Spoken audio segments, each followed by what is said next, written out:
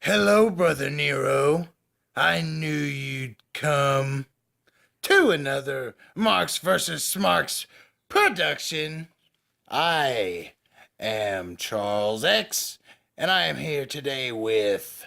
The Slew! And we are the co hosts with the Mo host, ready to talk about Money in the Bank. Now, this is the absolute third video we have done on 3 of them.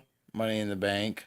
Gotta go back. The first two are already out. If you haven't listened, check them out. Yeah, hop in that DeLorean, go on back, Hop and in. listen to. The first one is just the Money in the Bank because we were just gonna do 2 parts for the main card, but it's the Money in the Bank match is the whole thing. That's why it's called Money in the Bank. So we ended up talking for the whole video about that, and before that we did the kickoff, or dark matches, the whatever you want to call them. So, but now you're with us, and what's up? What's up, Charles? I'm chilling. Chilling? Just did my best Matt Hardy impression. Yeah, it was pretty good. I thought it was funny. Good opening.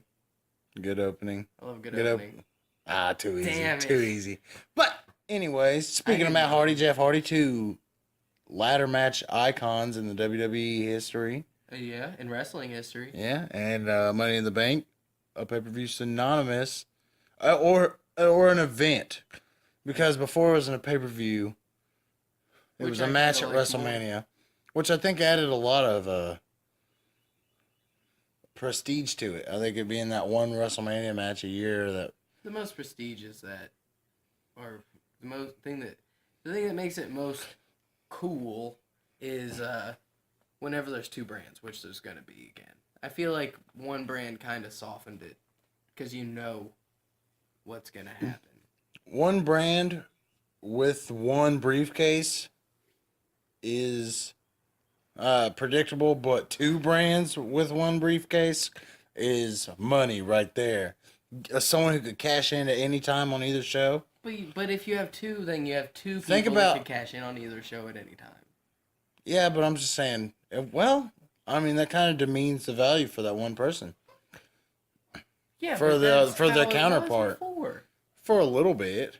I For think just that it'd 2, be 3 cool if years. the guy on Raw could go for the guy on Raw or the guy on SmackDown, and the guy on SmackDown could go for the guy on SmackDown or the guy on Raw. Well, see, the way it was before, it was at WrestleMania. Uh-huh. And it was, it had Raw and SmackDown guys in it. Yeah. And instead of them having 2 separate matches, they were just all fighting for one. It was like the the premise of the match wasn't like the Royal Rumble, but the winner, Yeah, got to right, fight. You're right. I and- remember. Yeah. Yeah, I guess that's the way it would I mean, I liked that. If that, which I'm cool with having 2 of them, because more is sometimes better in WWE, but it's not always better. It's not necessary. But we're going to talk about 2016 and the card we have. The card we were dealt, which is actually a pretty fucking stacked card. Mm-hmm. From the looks of it, we're going to start with the United States Championship match. Yep. A guy being rewarded for a wrong suspension. And Titus O'Neil. I'm just kidding. Yeah. Rusev was never suspended. Yeah. He probably had some heat backstage because of the Lana. giving away the storyline. But He's too good of a talent to get in trouble, and Lana's too good looking to not have there. Yep, definitely. So, you said it. and You said it best. Titus touched Vince, and that's a no-no. Yeah. On screen. When If we you did were it off watching- screen, you're good. When we were watching Swerve, I was like, shit. If somebody touches Vince, it's over. And they don't even know it's Vince. But they all knew it was Vince, I guess. So Yeah, doesn't that was pretty matter. obvious. If you guys watched I knew it Swerve, was. I knew which it I'm was sure you Vince. have. Yeah, But we all knew. But they told me. So So, Russo's going to fight Titus. expect a fucking about a 5 to 8 minute match with probably Titus getting a lot of offense and then slipping up Which is and then weird, losing 'cause and you then would think normally Titus would just job out, but it seems like they're going to force Titus into the spot where he's not really going to job out. But I just think that because I think Rusev is way better than Titus. I mean, he is as far as wrestling and promos. well, that's an opinion, I guess. Yes, but yes. And I said I think. But No, I'm saying I said because he is. Yeah. But, Titus O'Neil has his advantages. he's a lot bigger, but maybe not a lot stronger, And I don't know. There's just more to Rusev, even without Lana. Not saying there's more, I think he's a better wrestler. Yeah, he's a bit. Rusev. I think when it comes down to it, maybe I'm biased on that, but Yeah, just all around. And I don't see him going out and trying to play football. I don't see him, which he did with guys like Roman and Titus. A lot of guys played sports beforehand, though. But you can't really call Titus a Vince guy now because, Vince lashed his fury on him. But I think Rusev will win, retaining the title. Of course, yeah. Probably Lana might get in the way, and that's how he wins it. I'd say it won't be a fair win. They gave the match to the wrong primetime player. Oh, yeah, dude. I think, refresh my mind. Darren Young. I think he's a great talent. Yeah, he's a very impressive wrestler. Wrestling-wise, better than Rusev. Wrestling, just strictly on the mat, in square circle wrestling. And seeing the progress he's made since 2010. He can talk well. Since he's been there, he's a great talker. The promos he's in now. But I would like chocolate vanilla. Like you said, I like yeah. you and everybody else. Everyone that says some people might like it. I know a lot of people are negative about him. And if they put them on Shining TV. Stars, those guys cutting these promos. Yes, but the draft split is coming at an absolute perfect time. But it sucks because wrestling's been like this for a couple of years now. Yeah. Only some guys get promoted, and that sucks. Now everybody will here in hopefully a month. Hopefully, we'll see how it goes. But this match, Rusev is a very hard hitter. Titus, for what he is a hard hitter. He's not bad in the ring. Titus is better than a lot of people in the ring. Definitely me and a lot of other people in this world. Don't be so hard on yourself. But in the WWE, when you're going up against guys like Rusev, who can go 100 miles in the ring, lift a guy up, throw him across the ring, and at the same time hit him with one of the best super kicks that you've seen all night, then guys like Titus O'Neil just can't match up to that kind of thing when you're just hitting people hard. Guy who does a sit-out spine buster. It looks impressive, but it's just that's a good big man move, jeans. But I don't think I don't think he's ever wore those, but I'm not talking Wrangler, not talking Levi. I'm talking it's genetics. That'd be a sweet wrestling name, Levi Wrangler. Oh, snap. Tell me that's not badass. Hello, I'm Levi Wrangler. You know what the slew spelled backwards is? Levi Wrangler. Yeah. But anyways, I digress. Yeah, Rusev's gonna win in my mind, and he'll crush. We're gonna talk now about Apollo Crews versus Sheamus. I'm excited for this one. I really am. Very good talents. Not set up too well, but there's a lot going on. I absolutely love this booking. I know they haven't been seen too much, but I think it's like you said, chocolate and vanilla. I think it's gonna be a great clash. I can't wait to see this. I'm telling you, it's the body.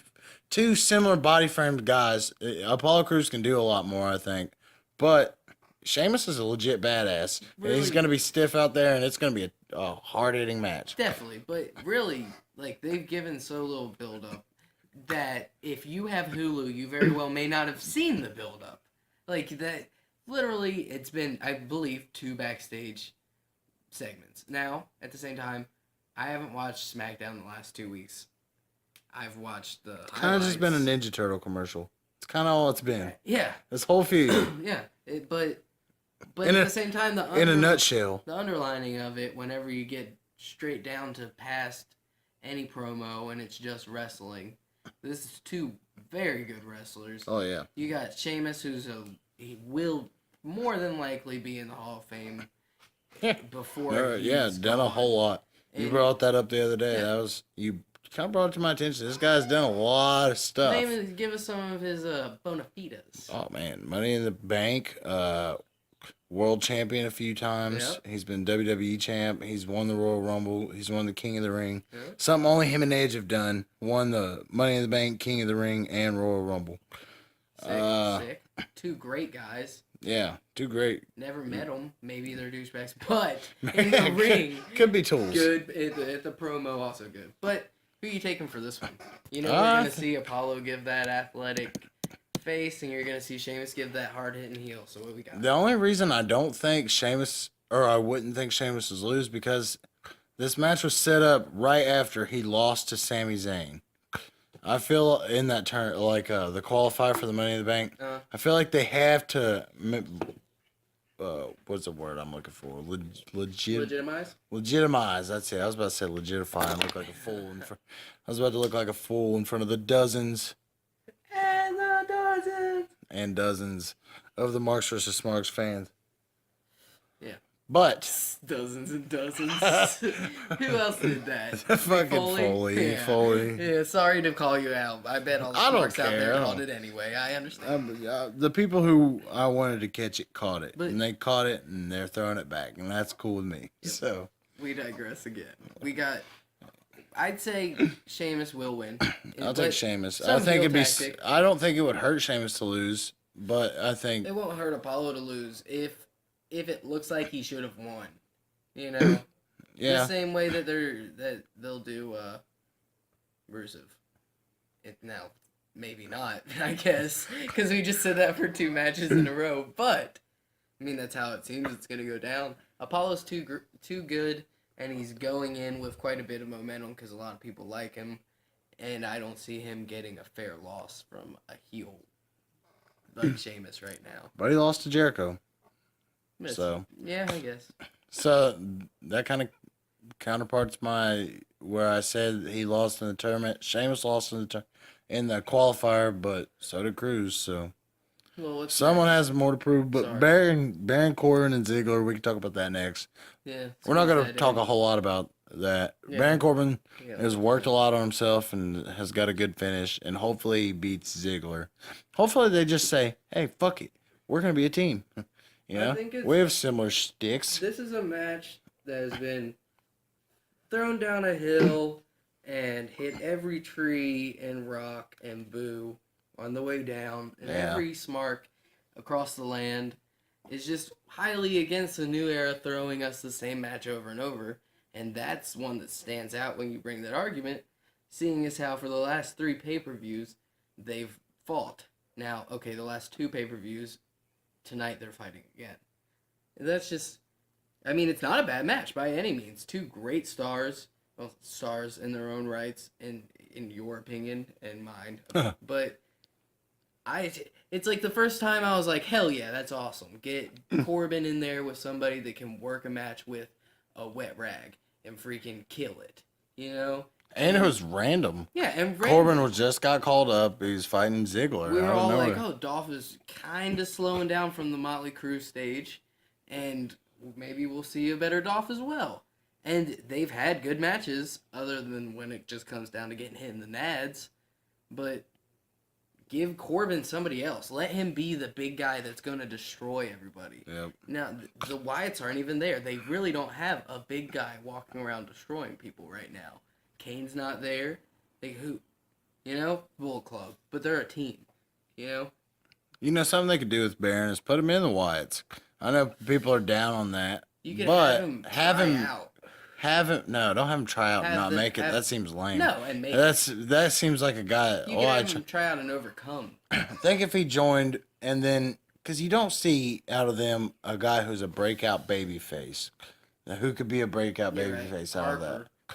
But he doesn't I mean, seem like a he baby just face. seems so out of it and delusional. Even though they're all baby faces now. Yeah, but you don't see a guy. I could see Baron Corbin, even though he's a heel, someday turning and being a big match against Wyatt. Yeah, for sure. I don't know. I'm so used to seeing the Wyatts as a fucking heel. This is weird for me. We've seen it one night, and then he got hurt on a house show. But the Wyatts are a whole nother podcast. We digress again. What? Who's winning? We gotta hurry and who's winning?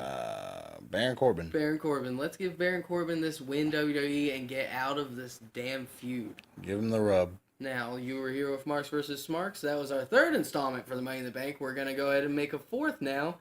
Go to our Facebook, Instagram, Twitter, all that stuff. We got Blogspot. We got Tumblr. Marks vs. Smarks on everything. See you again next time.